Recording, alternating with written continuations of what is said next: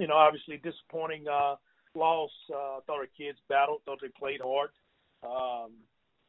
I think one of the things that's becoming evident with our football team is we're giving ourselves a chance to win in the fourth quarter and just not finding a way to be able to pull out those games. We lost our last four losses have been by an average of 8 points, and we just haven't figured out how to have those 8 points on our side. So we'll go back to work and get ready for a New Mexico State team coming in here for homecoming. So we're excited about the opportunity to play them. Thank you, Coach. Our first questions come from Dan McDonald with The Advocate. Dan, please go ahead.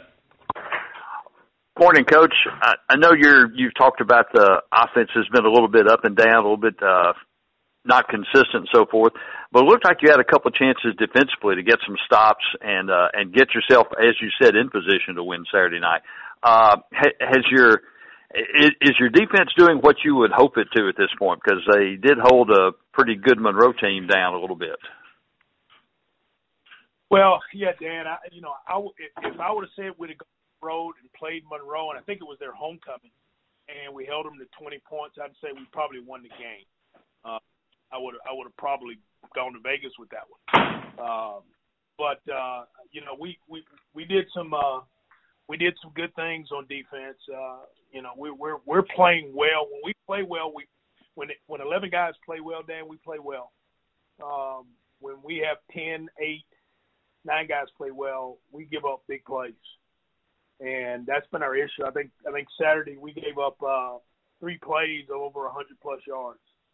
Okay, and you can't do that. We give up 100 yards on 3 plays, and those are cut your head off plays on defense, and you can't do that with an explosive team like Monroe. And we had a chance there at the end of the game to get them stopped, and we didn't get them stopped. So we're playing well in spots, but we're not playing well enough to consistently go win. We had an opportunity for 2 more turnovers and didn't get them. And those are the things that when you're playing really good defense, you got to do that on a consistent basis. You got to make hay when you got an opportunity to get turnovers.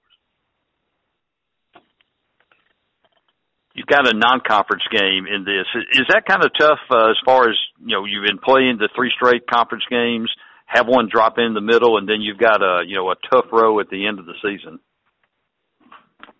Well, this is not one we don't know. So it's a little different when you don't know them. This is a former member of our league, so and we played them here last year. So it's it's not like you're playing this unfamiliar foe this week. So that makes it a little bit different for us, I believe. Appreciate it, Coach. Yes. Thank you, Dan. Our next questions come from Tim Smith. Tim, please go ahead.